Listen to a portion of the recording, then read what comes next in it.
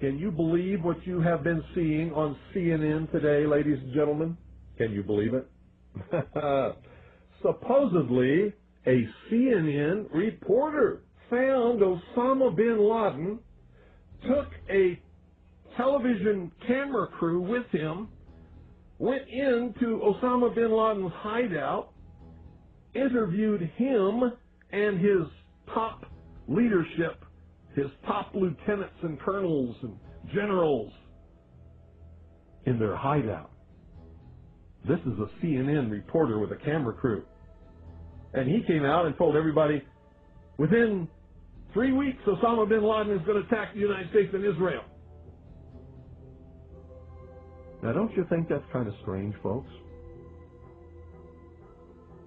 You see, because the largest intelligence apparatus in the world, with the biggest budget in the history of the world, has been looking for Osama bin Laden for years and years and years, and can't find him. A reporter from CNN and his little camera crew got in to Osama bin Laden's secret hideout and conducted an interview. If you don't believe me, tune into CNN. They're probably running it right now as I'm speaking.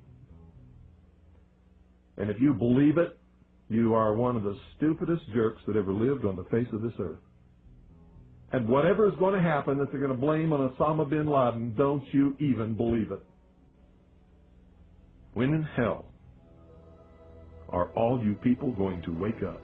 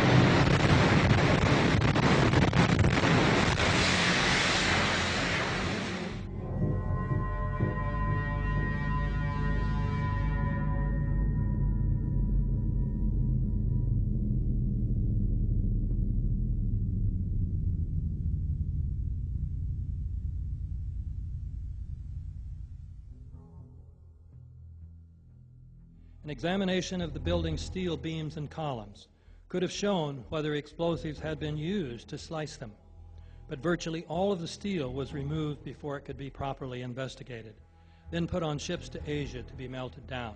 It's important for us to not reveal how we collect information. That's what the enemy wants. And you have no evidence that the government's behind 9/11, and I frankly think it's an awful thing to allege, considering it's not true, and you haven't proved that it is. It's totally implausible. Like, we would report that if that were true.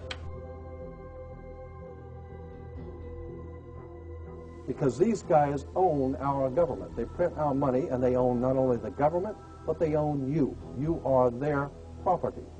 So, in other words, these guys print the money, they run the country, and they own you, and they own everything around it. And so they make the laws, and that's why they can decide who can kill who, and who can get away with who, and who can get away with whatever, because they make the laws and they decide, all right?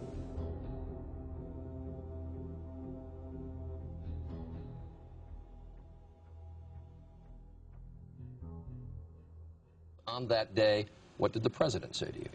The president, in a very intimidating way, left us, me and my staff, with the clear indication that he wanted us to come back with the word that there was an Iraqi hand behind 9/11, because they had been planning to do something about Iraq from before the time they came into office. Did he ask about any other nations other than Iraq? No, not at all. It was Iraq, Saddam, find out, get back to me. And were his questions more about Iraq than about al-Qaeda?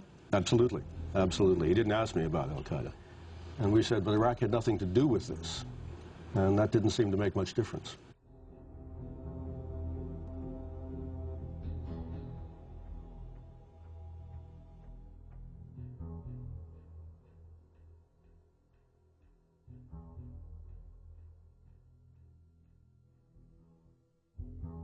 And we'll continue to work together to achieve peace. That's what we want. Freedom and peace. Look at the Council on Foreign Relations. Many members, in fact, the majority, never serve on the executive committees. They never go through any initiation of any kind.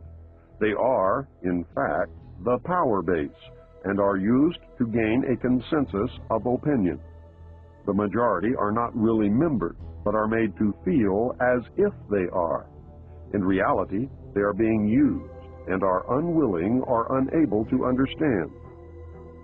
They may have been or may be members of the Christian or Jewish religion, but that is only to further their own ends. They are and always have been Luciferian and internationalists. They give allegiance to no particular nation, although they have used, on occasion, nationalism to further their causes. Their only concern is to gain greater economic and political power. The ultimate objective of the leaders of both groups is identical.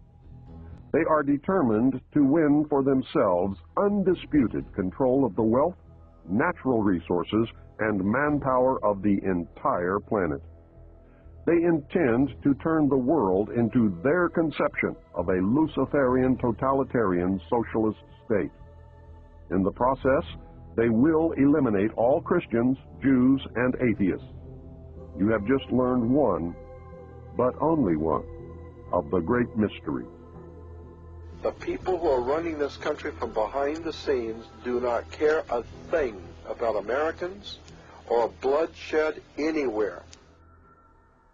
I think we're going to awaken one day to find out that we've all been too relaxed and entertained and watching television and being entertained with all the cares of life, never realizing what is going on in this country. In the secret, ladies and gentlemen, they are at least, very bare minimum, 50 to 100 years ahead, beyond what you can even imagine.